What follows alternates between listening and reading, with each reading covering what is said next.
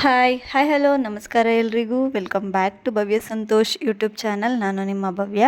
ನಾನಿವತ್ತು fridge tour ಅಂದರೆ ನಾನು ಯಾವ ರೀತಿಯಾಗಿ ಫ್ರಿಜ್ನ ಆರ್ಗನೈಸೇಷನ್ ಮಾಡ್ಕೊಂಡಿದ್ದೀನಿ ಅಂತ ಹೇಳಿ ಅದರದ್ದು ಒಂದು ವಿಡಿಯೋ ಮಾಡೋಣ, ಯಾರಿಗಾದರೂ ಹೆಲ್ಪ್ ಆಗ್ಬೋದು ಅನ್ನೋ ಕಾರಣಕ್ಕೆ ಶುರು ಮಾಡ್ಕೊತಾ ಇದ್ದೀನಿ ವಿಡಿಯೋ.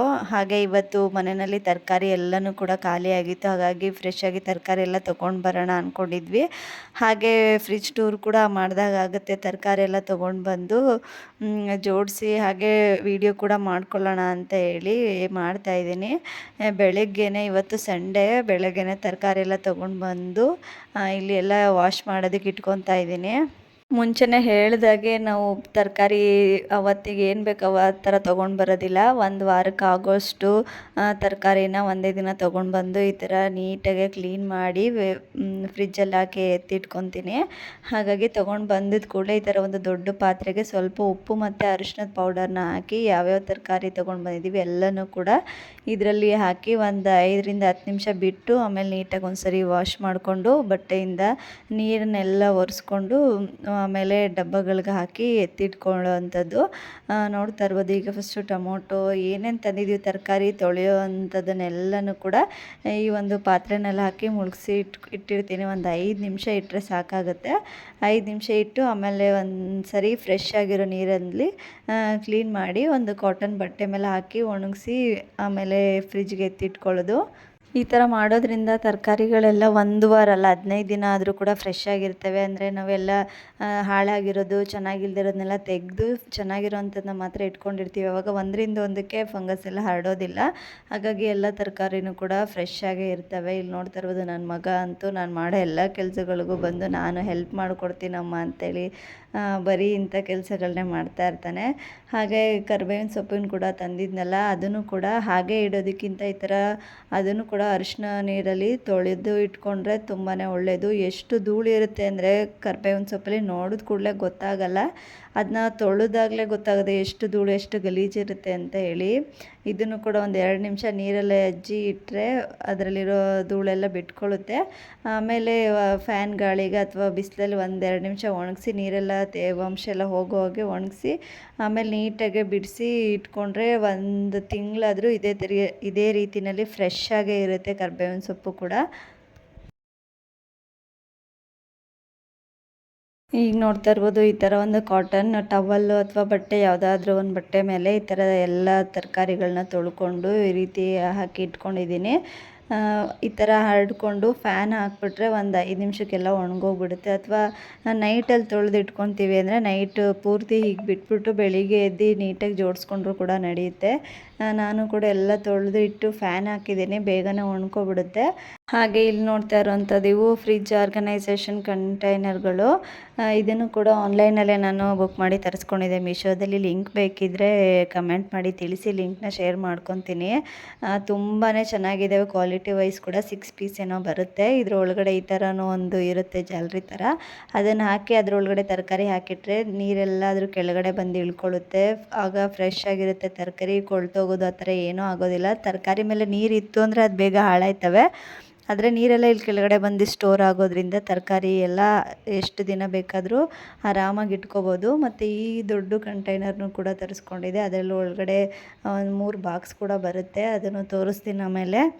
ಮತ್ತು ಸೊಪ್ಪನ್ನು ಕೂಡ ನಾನು ಯಾವ ರೀತಿಯಾಗಿ ಸ್ಟೋರ್ ಮಾಡ್ಕೊತೀನಿ ಅಂದರೆ ಮಾರ್ಕೆಟಿಂದ ಸೊಪ್ಪನ್ನ ತಂದಿದ ಮೇಲೆ ಅದನ್ನು ಹಾಗೇ ಇಡೋದಕ್ಕೆ ಹೋಗೋದಿಲ್ಲ. ಈ ರೀತಿಯಾಗಿ ನೀಟಾಗೆಲ್ಲ ಬಿಡಿಸಿ ಕ್ಲೀನ್ ಮಾಡಿಕೊಂಡು ಒಂದು ಬಟ್ಟೆಯಲ್ಲಿ ತೇವದ ಬಟ್ಟೆನ ಮಾಡಿ ನೀಟಾಗಿ ಸೊಪ್ಪನ್ನ ಈ ಥರ ಸುತ್ತಕೊಂಡು ಅದನ್ನು ಒಂದು ಬಾಕ್ಸಲ್ಲಿ ಹಾಕಿ ಇಟ್ಕೊತೀನಿ.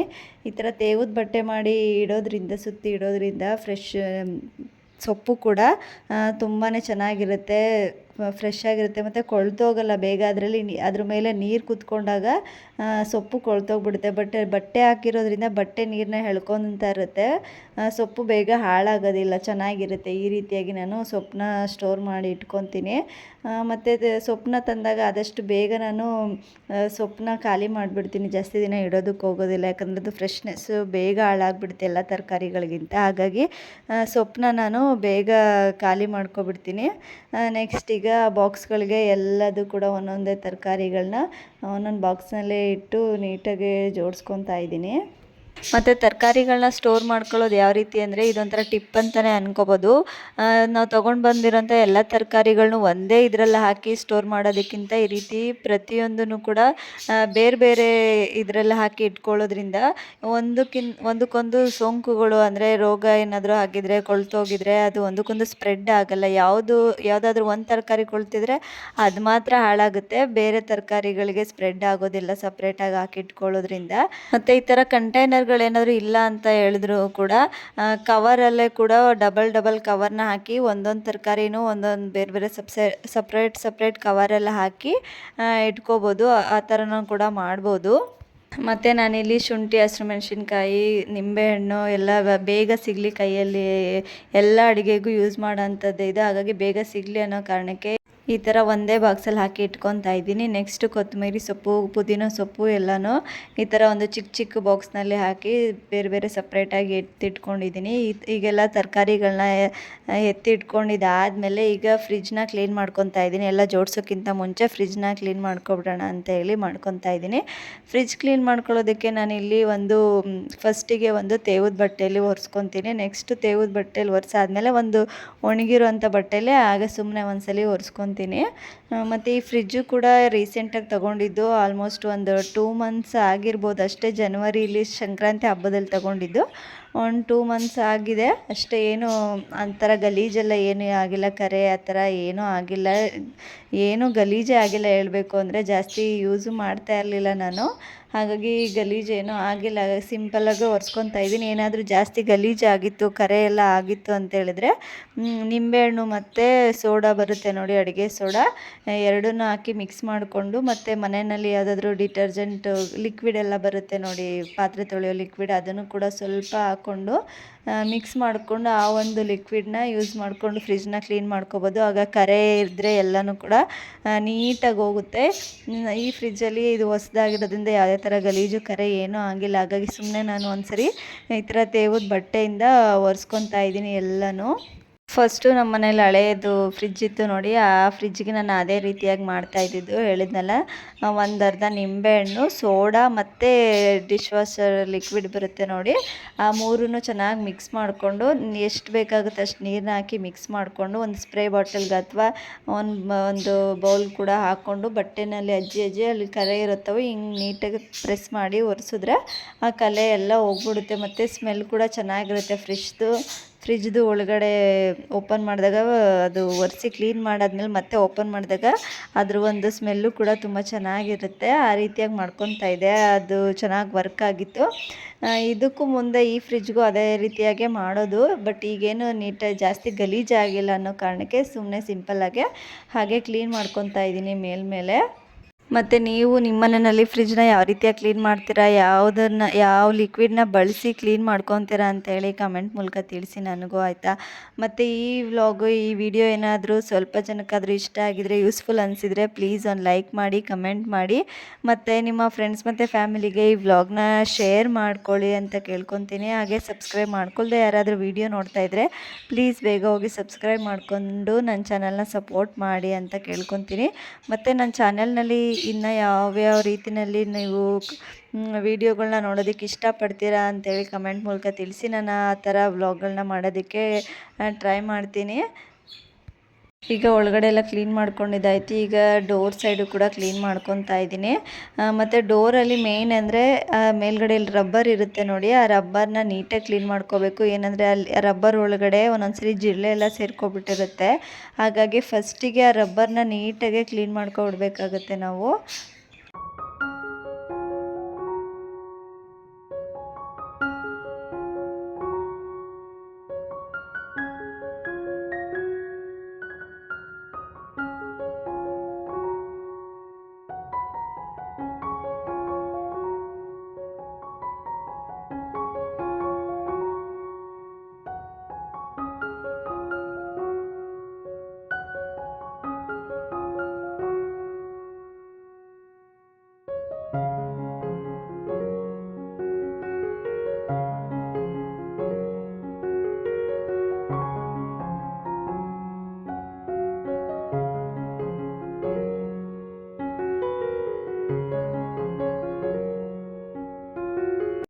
ನೆಕ್ಸ್ಟ್ ಈಗ ಫ್ರಿಜ್ಜೆಲ್ಲ ನೀಟಾಗಿ ಕ್ಲೀನ್ ಮಾಡ್ಕೊಂಡಿದ್ದಾದಮೇಲೆ ಈಗ ಎಲ್ಲ ಜೋಡಿಸ್ಕೊತಾ ಇದ್ದೀನಿ ನೀಟಾಗೆ.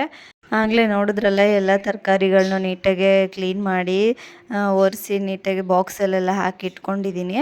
ಆ ಬಾಕ್ಸ್ಗಳನ್ನ ಒಂದೊಂದೇ ಈಗ ತೊಗೊಂಡು ಬಂದು ಫ್ರಿಜ್ಜಲ್ಲಿ ಇಡೋ ಅಂಥದ್ದಷ್ಟೇ. ಮತ್ತಿಲ್ಲಿ ಡೀಪ್ ಫ್ರಿಜ್ಜಲ್ಲಿ ಏನೇನು ಇಟ್ಕೊತೀನಿ ನಾನು ಅಂತ ಹೇಳಿದ್ರೆ ಮಾಮೂಲಿ ಇದು ಐಸ್ ಕ್ಯೂಬ್ಸು, ಅಂದರೆ ಇದು ಆಮ್ಲದ್ದು ಬರುತ್ತೆ ನೋಡಿ, ನಾನೇ ಮನೆಯಲ್ಲಿ ಮಾಡ್ಕೊಂಡಿದ್ದಂಥದ್ದು ಆಮ್ಲ ಜ್ಯೂಸನ್ನ ಈ ಥರ ಐಸ್ ಕ್ಯೂಬ್ ಥರ ಮಾಡಿಕೊಂಡು ಬೆಳಿಗ್ಗೆ ಟೈಮು ಬಿಸಿನೀರಿಗೆ ಹಾಕ್ಕೊಂಡು ಎರಡೆರಡನ್ನ ಹಾಕ್ಕೊಂಡು ಕುಡಿಯೋವಂಥದ್ದು. ಬಾಕ್ಸ್ ತುಂಬ ರೆಡಿ ಮಾಡಿ ಇಟ್ಟಿದೆ. ನಾನು ನನ್ನ ಹಸ್ಬೆಂಡ್ ಇಬ್ಬರು ಕುಡಿಯೋದ್ರಿಂದ ಬೇಗ ಖಾಲಿಯಾಗಿ ಹೋಗಿದ್ದೀನಿ, ಸ್ವಲ್ಪ ಉಳಿದಿದೆ ಅಷ್ಟೇ. ಇದು ಮುಗಿದ್ಮೇಲೆ ಮತ್ತು ಮಾಮೂಲಿ ABC ಜ್ಯೂಸ್ ಬರುತ್ತೆ ನೋಡಿ, ಬೀಟ್ರೋಟು ಕ್ಯಾರೆಟ್ ಅದನ್ನು ಮಾಡಿ ಇಟ್ಕೋಬೇಕು. ನೆಕ್ಸ್ಟ್ ಬಂದು ಇದು ಬಟಾಣಿ, ಹಸಿ ಬಟಾಣಿ ಸೀಸನ್ ಈಗ ಆಲ್ರೆಡಿ ಮುಗಿತಾ ಬಂದಿದೆ. ಆಗ ಸ್ವಲ್ಪ ಜಾಸ್ತಿ ಕ್ವಾಂಟಿಟಿಲಿ ತೊಗೊಂಡು ಬಂದು ಬಿಡಿಸಿ ಈ ಥರ ಡೀಪ್ ಫ್ರೀಜ್ನಲ್ಲಿ ಇಟ್ಕೊಂಡ್ರೆ 6 ತಿಂಗಳಲ್ಲ ವರ್ಷ ಪೂರ್ತಿ ಇಟ್ಕೊಂಡು ಹಸಿ ಬಟಾಣಿನ ನಾವು ಯೂಸ್ ಮಾಡ್ಬೋದು. ಇದೇ ರೀತಿ ಫ್ರೆಶ್ ಆಗಿರುತ್ತೆ. ಮತ್ತು ತೆಂಗಿನಕಾಯಿ ತುರಿನೂ ಕೂಡ ನಾನು ಡೀಪ್ ಫ್ರಿಜ್ನಲ್ಲೇ ಇಟ್ಕೊತೀನಿ. ಮತ್ತು ಈಗ ಎಲ್ಲ ಆಗಲೇ ಬಾಕ್ಸ್ಗೆ ಹಾಕಿ ಇಟ್ಕೊಂಡಿದ್ನೆಲ್ಲ ಎಲ್ಲನೂ ಕೂಡ ಈ ರೀತಿಯಾಗಿ ಜೋಡಿಸ್ಕೊತಾ ಇದ್ದೀನಿ.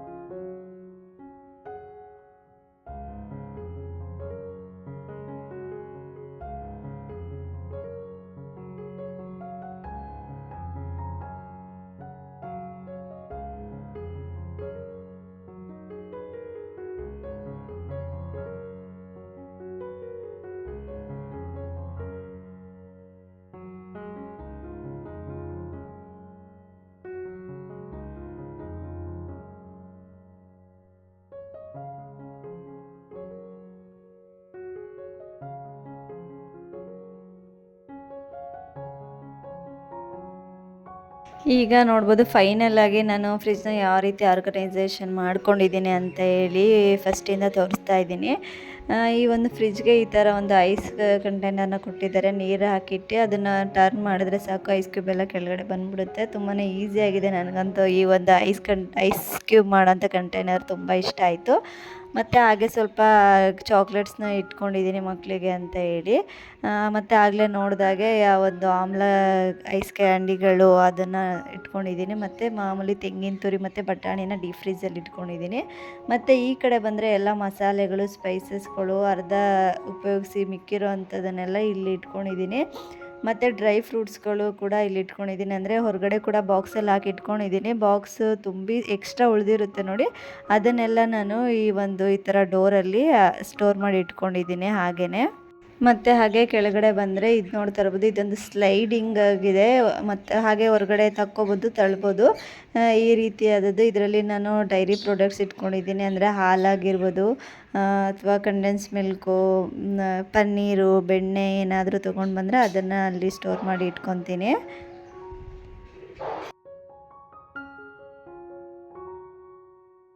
ಇನ್ನು ಹಾಗೆ ಕೆಳಗೆ ಬಂದರೆ ಮಾಮೂಲಿ ತರಕಾರಿಗಳು, ಬೀನ್ಸು, ಕ್ಯಾರೆಟು ಏನಿರುತ್ತೆ ಅದು, ಮತ್ತು ಕೊತ್ತಂಬರಿ ಸೊಪ್ಪು, ಪುದೀನ ಸೊಪ್ಪು, ಈ ಒಂದು ಹೆಸರು ಕಾಳು ಮತ್ತು ಹುಳ್ಳಿಕಾಳು ಎರಡನ್ನೂ ನಾನು ಮೊಳಕೆ ಕಟ್ಟಿ ಫ್ರಿಜ್ಜಲ್ಲಿ ಇಟ್ಕೊಂಡಿರ್ತೀನಿ. ಆಲ್ಮೋಸ್ಟ್ ಯಾವಾಗಲೂ ಫ್ರಿಜ್ಜಲ್ಲಿ ಇದ್ದೇ ಇರುತ್ತೆ ಈ ಮೊಳಕೆ ಕಾಳುಗಳು. ಮತ್ತು ಮಾಮೂಲಿ ಕ್ಯಾರೆಟು, ಇನ್ನು ಬೇರೆ ಬೇರೆ ತರಕಾರಿಗಳು ಏನು ತಂದಿರ್ತೀನಿ ಎಲ್ಲನೂ ಕೂಡ ಈ ಥರ ಬಾಕ್ಸಲ್ಲಿ ಇಟ್ಕೊಂಡಿರ್ತೀನಿ. ಮತ್ತು ಈ ಬಾಕ್ಸಲ್ಲಿ ಸೊಪ್ಪನ್ನ ಸ್ಟೋರ್ ಮಾಡಿ ಇಟ್ಕೊಂಡಿದ್ದೀನಿ. ಹಾಗೆ ಕೆಳಗಡೆ ಬಂದರೆ ಇಲ್ಲಿ ಹಿಂದೆ ನೋಡ್ತಾ ಇರ್ಬೋದು ಕವರಲ್ಲಿ ಏನಿದೆ ಅದು ಮಸಾಲ ಪೌಡರ್, ಅಂದರೆ ಮನೆಯಲ್ಲಿ ಸಾಂಬಾರು ಪೌಡರ್, ಅಂದರೆ ಖಾರದ ಪುಡಿ ಮತ್ತು ಸಾಂಬಾರದ ಪುಡಿ, ಇದನ್ನೆಲ್ಲ ನಾನು ಊರಿಂದನೇ ತೊಗೊಂಡು ಬರೋದು. ನಾನಿಲ್ಲಿ ಮನೆಯಲ್ಲಿ ಮಾಡೋದಿಲ್ಲ. ಹಾಗಾಗಿ ಊರಿಂದ ತೊಗೊಂಡು ಬಂದಿರ್ತೀವಲ್ಲ, ಬೇಗ ಹಾಳಾಗಬಾರ್ದು ಅನ್ನೋ ಕಾರಣಕ್ಕೆ ಈ ಥರ ಫ್ರಿಜ್ಜಲ್ಲೇ ಸ್ಟೋರ್ ಮಾಡ್ಕೊಂಡಿರ್ತೀನಿ ನಾನು. ಅದನ್ನು ಫುಲ್ ಹಿಂದೆಗಡೆ ಇಟ್ಕೊಂಡಿದ್ದೀನಿ. ಡಬಲ್ ತ್ರಿಬಲ್ ಕವರ್ನ ಹಾಕಿ ಯೂಸ್ ಮಾಡಿ ನೀಟಾಗಿ ಟೈಟಿಗೆ ಕಟ್ಟಿ ಹಿಂದೆ ಇಟ್ಕೊಂಡಿದ್ದೀನಿ. ಎಷ್ಟು ದಿನ ಬೇಕಾದರೂ ಇಟ್ಕೋಬೋದು. ನೆಕ್ಸ್ಟ್ ಅದಾದಮೇಲೆ ಈ ಒಂದು ಬಾಕ್ಸು ಹಸಿಮೆಣ್ಸಿನ್ಕಾಯಿ, ಶುಂಠಿ ಮತ್ತು ನಿಂಬೆಹಣ್ಣು ಅದನ್ನೆಲ್ಲ ಅಲ್ಲಿ ಇಟ್ಕೊಂಡಿದ್ದೀನಿ. ಅದ್ರ ಪಕ್ಕದಲ್ಲೇ ಟೊಮೊಟೊ ಕೂಡ ಇಟ್ಕೊಂಡಿದ್ದೀನಿ. ಮತ್ತು ಈ ಒಂದು ಬಾಸ್ಕೆಟ್ನಲ್ಲಿ ನಾನು ಎಕ್ಸ್ಟ್ರಾ ತರಕಾರಿಗಳೇನಿರುತ್ತೆ ನೋಡಿ ಅದನ್ನೆಲ್ಲ ಈ ಥರ ಕವರಲ್ಲಿ ನೀಟಾಗಿ ಸುತ್ತಿ ಈ ಥರ ಇಟ್ಕೊಂಡಿದ್ದೀನಿ. ಹಣ್ಣುಗಳು ಅಥವಾ ತರಕಾರಿ ಏನಾದರೂ ರೇರಾಗಿ ಯೂಸ್ ಮಾಡ್ತೀವಿ ನೋಡಿ, ಬೇಗ ಹಾಳಾಗಲ್ಲ ಅಂಥ ತರಕಾರಿಗಳನ್ನ ಆ ಥರ ಇಟ್ಕೊಂಡಿದ್ದೀನಿ. ಫೈನಲಿ ಈ ಥರ ಕಾಣ್ತಾ ಇದೆ ನೋಡಿ. ಮತ್ತು ಈ ಕಡೆ ಡೋರ್ ಸೈಡ್ ಬಂದರೆ ಇಲ್ಲಿ ಸ್ವಲ್ಪ ಮೊಟ್ಟೆ ಏನಾದರೂ ಇತ್ತು ಅಂದರೆ ನಾನು ಈ ಥರನೇ ಇಟ್ಕೊತೀನಿ. ಜಾಸ್ತಿ ಇತ್ತು ಅಂದರೆ ಎಗ್ದು ಟ್ರೇ ಬರುತ್ತೆ ನೋಡಿ, ಅದು ಕೂಡ ನಾನು ಮೀಶೋನಲ್ಲೇ ಬುಕ್ ಮಾಡಿ ತೊಗೊಂಡಿದ್ದೆ. ಲಿಂಕ್ ಬೇಕಿದ್ರೆ ಕಮೆಂಟ್ ಮಾಡಿ. ತುಂಬಾ ಚೆನ್ನಾಗಿದೆ. ಜಾಸ್ತಿ ಮೊಟ್ಟೆ ಇತ್ತು ಅಂದಾಗ ಈ ಥರ ಕಂಟೈನರ್ನ ಹಾಕಿ ಇಟ್ಕೊತೀನಿ. ಇದು ಕೂಡ 2 ಸ್ಟೆಪ್ ಬರುತ್ತೆ. ಇನ್ನೊಂದು ಸ್ಟೆಪ್ಪು ತೆಗೆದು ಇಟ್ಟಿದ್ದೀನಿ, ಅದರೆಲ್ಲ ಹಾಕಿ ಸ್ಟೋರ್ ಮಾಡಿ ಇಟ್ಕೊತೀನಿ. ಸ್ವಲ್ಪ ಇತ್ತು ಅಂದಾಗ ಇಲ್ಲೇ ಇಟ್ಕೊತೀನಿ. ಮತ್ತು ಇದು ಬಂದು ಡ್ರೈ ಫ್ರೂಟ್ಸ್ ಪೌಡರ್ ಮಕ್ಕಳಿಗೆ ಹಾಲಿಗೆ ಹಾಕ್ಕೊಡೋದಕ್ಕೆ, ಮತ್ತು ಸ್ವಲ್ಪ ಉಪ್ಪಿನಕಾಯಿ, ಮತ್ತು ಇದು ಬಂದು ಬೆಳ್ಳುಳ್ಳಿ. ಸ್ವಲ್ಪ ನಾನು ಈ ಥರ ಬಿಡಿಸಿ ಇಟ್ಕೊಂಡಿರ್ತೀನಿ ಬೆಳ್ಳುಳ್ಳಿನ. ಅಂದರೆ ಬೆಳಿಗ್ಗೆ ಟೈಮು ಸ್ಕೂಲ್ಗೆ ಹೋಗುವಾಗ ಅರ್ಜೆಂಟಲ್ಲಿ ಬಿಡ್ಸೋಕ್ಕಾಗಲ್ಲ ಅನ್ನುವಾಗ ರೇರಾಗಿ ಯೂಸ್ ಮಾಡ್ತೀನಿ ಅಷ್ಟೇ, ಡೈಲಿ ಯೂಸ್ ಮಾಡಲ್ಲ. ಬೆಳ್ಳುಳ್ಳಿನ ಸುಲಿದು ಇಟ್ಕೊಂಡಿರ್ತೀನಿ. ಮತ್ತು ಸ್ವಲ್ಪ ಹೂವಿತ್ತು, ಅದನ್ನು ಕೂಡ ಇಲ್ಲೇ ಇಟ್ಕೊಂಡಿದ್ದೀನಿ. ಮತ್ತು ಈ ಒಂದು ಹಿಟ್ಟುಗಳು ಬರುತ್ತೆ ನೋಡಿ, ಕಡಲೆ ಹಿಟ್ಟು, ಮೈದಾ ಹಿಟ್ಟು, ಮತ್ತು ಸ್ವಲ್ಪ ರವೆ, ಇವೆಲ್ಲ ಬೇಗ ಹುಳ ಬಂದುಬಿಡುತ್ತೆ, ಹಾಳಾಗ್ಬಿಡುತ್ತೆ ಅಂತೇಳಿ ಬಾಕ್ಸ್ಗೆ ಹಾಕಿ ಇಲ್ಲೇ ಇಟ್ಕೊಂಡಿದ್ದೀನಿ. ಮತ್ತು ಈ ಒಂದು 3 ಕಂಟೈನರ್ಗಳಿದ್ದಾವೆ. ಇವು ಸೊಪ್ಪನ್ನೇ ಇಟ್ಕೊಂಡಿದ್ದೀನಿ ನೋಡಿ, ಅದರಲ್ಲಿ ಬಂದಿರೋಂಥ ಕಂಟೈನರ್ನ ನಾನು ಇಲ್ಲಿ ಜೋಡಿಸ್ಕೊಂಡು ಓಪನ್ ಆಗಿರೋಂಥ ಹಾಲು ಪ್ಯಾಕೆಟ್ನ ಅದರಲ್ಲಿ ಇಟ್ಕೊಂಡಿದ್ದೀನಿ. ಯಾಕಂದರೆ ಹಾಲನ್ನ ಓಪನ್ ಮಾಡಿರ್ತೀವಲ್ಲ, ಅದು ಬೇಗ ಲೀಕ್ ಆಗಿಬಿಡುತ್ತೆ, ಚೆಲ್ಲೋಗ್ಬಿಡುತ್ತೆ. ಆಗ ಚೆಲ್ಲಿದ್ರೆ ಅದರೊಳಗಡೆ ಚೆಲ್ಲಿ ಫ್ರಿಜ್ಜೆಲ್ಲ ಗಲೀಜಾಗಲ್ಲ ಅನ್ನೋ ಕಾರಣಕ್ಕೆ ಓಪನ್ ಆಗಿರೋ ಪಾಕೆಟ್ ಏನಾದರೂ ಇತ್ತಂದರೆ ಅದರಲ್ಲಿ ಇಟ್ಕೊತೀನಿ. ಇಲ್ಲ ಅಂತ ಹೇಳಿದ್ರೆ ಈ ಥರ ಮಾಮೂಲಿ ತರಕಾರಿ, ಸೌತೆಕಾಯಿ, ಗೆಣಸು, ಇದನ್ನೆಲ್ಲ ನಾನು ಇಲ್ಲೇ ಡೋರ್ ಸೈಡಲ್ಲೇ ಇಟ್ಕೊಂಡಿದ್ದೀನಿ. ಫೈನಲ್ ಆಗಿ ನೋಡ್ತಾ ಇರ್ಬೋದು ಫ್ರಿಜ್ಜು ಯಾವ ರೀತಿಯಾಗಿ ನಾನು ಆರ್ಗನೈಸೇಷನ್ ಮಾಡ್ಕೊಂಡಿದ್ದೀನಿ ಅಂತ ಹೇಳಿ.